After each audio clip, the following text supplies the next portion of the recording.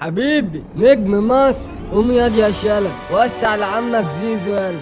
الله يا شيك ياض، شايف النجوم بأقل مجهود اسيست وجون ورومونتادا كسبنا ماتش في 5 دقايق. مش انت تقعد تجري يمين وتجري شمال وترقص ده وترقص ده، وفي الاخر ندور على الكرة راحت فين نلاقيها في المدرجات. ماشي يا شيك، اقعد كده هبطني. خليك يا شلبي خليك، انا هقعد جنبكوا هنا. عود حميد يا زيزو. ابن حميدو ده يا شيك، يعني رجعت لنا بألف سلام. والله من غيرك كان زماننا شايلين 2-0 وخسرانين الماتش. ما تقولش كده يا شيكا، كلكم كنتوا رجال.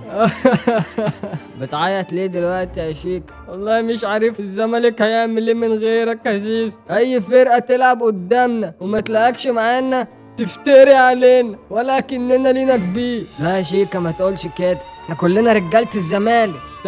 تعيش وتجيب لنا حقنا يا زيزو. انا بسخن بس لسه ما جبتش اخر.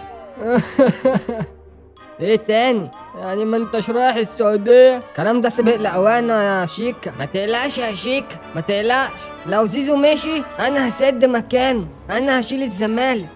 يا عم اقعد ساكت، هي هتبقى كده النهاية، نهاية القصة الجميلة.